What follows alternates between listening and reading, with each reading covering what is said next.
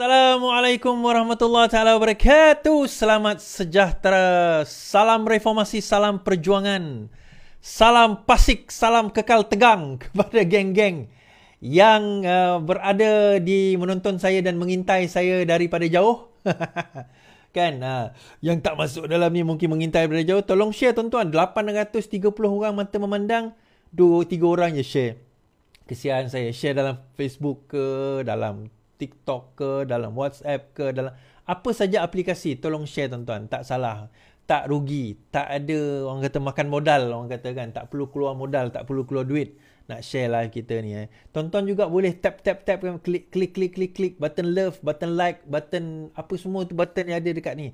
Bila kita klik, kita like, itu kaedah untuk kita nak bagi tahu bahawa live itu aktif. Sebenarnya. Jadi lebih ramai orang melihat. Kadang-kadang orang bertanya pada saya, macam mana Iswardi saya nak membantu live Iswardi ni? Tak perlu bantu banyak. Macam saya kata tadi, share, like, subscribe. Lepas tu tap love, tap like, komen. Kan? Komen-komen yang baik, yang membina. Kalau komen-komen yang tak baik, yang membina pun silakanlah. Dosa tanggung sendiri. Saya tak tanggung dosa orang kan. So masing-masing punya hal lah. Kan? Sila pertimbangkan untuk tekan butang subscribe, like, komen dan share. Serta aktifkan lonceng notifikasi anda agar tidak ketinggalan dengan video-video terbaru dari channel ini. Tempoh hari, Muhyiddin Yassin mengatakan, dia kata, bila disebut tentang cerita, ada satu kes tu lah tentang Muhyiddin Yassin kan. Dia kata, saya sendiri, dalam kes saya telah dilepaskan kes jana wibawa. Saya dituduh bermacam-macam dalam kes jana wibawa. Jana wibawa ni saya dikatakan korup, tetapi mahkamah telah melepaskan saya. Dia kata. Rupanya saya cakap dalam live saya, mahkamah tak lepaskan Muhyiddin Yassin. Mahkamah tak lepaskan Muhyiddin Yassin. Yang silap dalam kes Muhyiddin Yassin adalah apa tuan-tuan?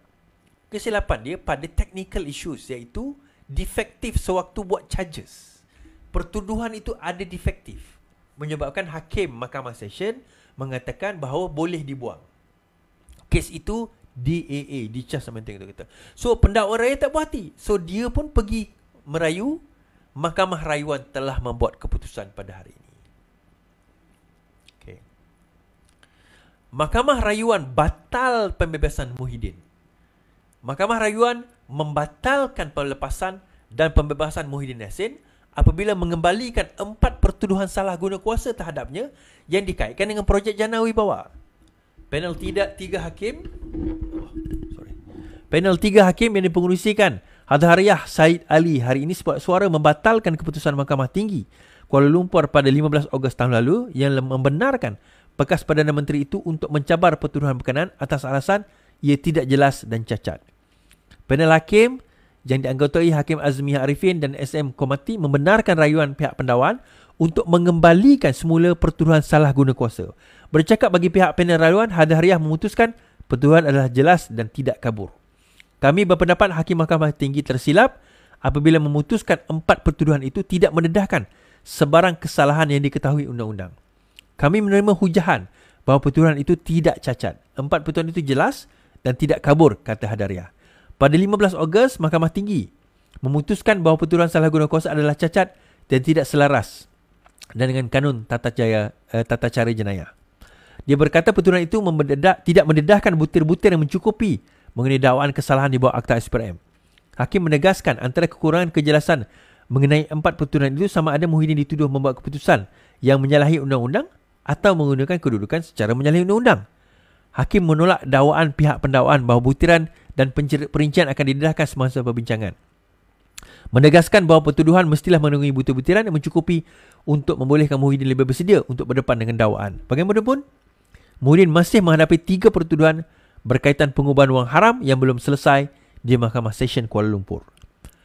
Pada Mac tahun lepas, di Mahkamah Session, Muhyiddin minta dibicarakan di atas 4 pertuduhan salah guna kuasa dan 3 pertuduhan pengubahan wang haram yang dikaitkan dengan jana wibawa. 4 pertuduhan salah guna kuasa di bawah Seksyen 23 Sub 1 menuduhnya menggunakan kedudukan sebagai Perdana Menteri untuk meminta suapan bernilai 232.5 juta daripada 3 syarikat dan seorang individu antara Mac 2020 sehingga Ogos 2021. 3 syarikat itu adalah Bukhari Equity, Nepturis Sdn Bhd dan Mumford Sdn Bhd, manakala individu terbabit adalah Azman Yusof. 3 pertuduhan pengubaran wang haram itu dibentang di bawah Seksyen 4 Sub 1 Sub B Akta Pencegahan Pengubaran Wang Haram.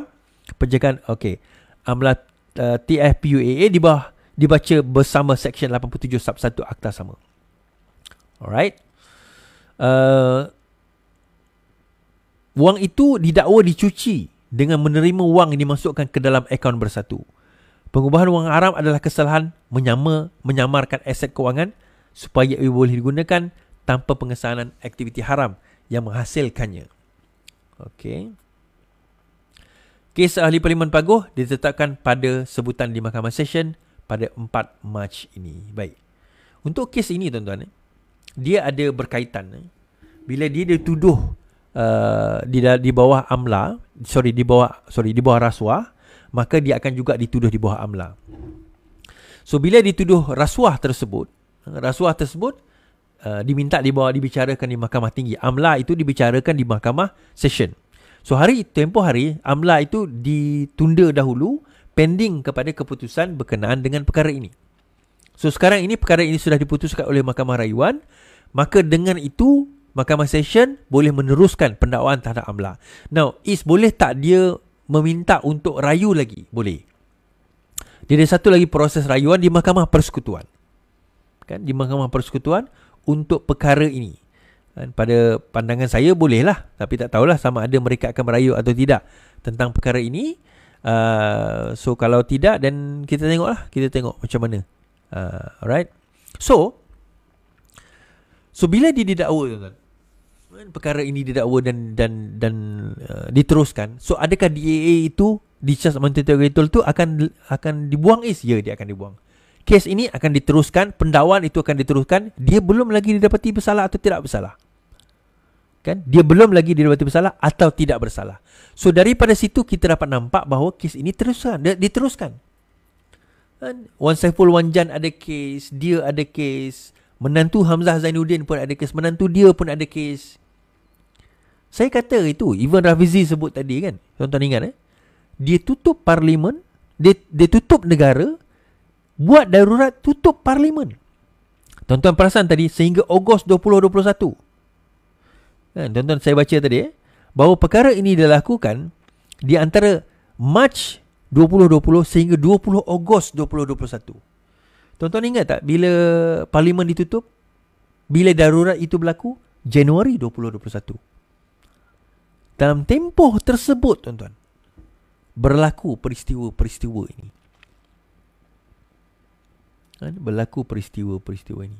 So daripada sini kita dapat nampak sebenarnya bahawa bagaimana keuangan negara kita, orang yang menyebut tentang bersih, orang yang menyebut tentang stabil, orang yang menyebut tentang tidak ada kluster mahkamah, sekarang ini mereka yang menjadi kluster mahkamah, tuan-tuan. So kalau mereka menolak Zahid Hamidi kerana kluster mahkamah, rakyat patut tolak Zahid kerana ada sebagai kluster mahkamah. So boleh tak kita kata rakyat wajib tolak Muhyiddin Yassin kerana dia juga adalah kluster mahkamah? Sekian daripada saya. Terima kasih kerana terus mendengar.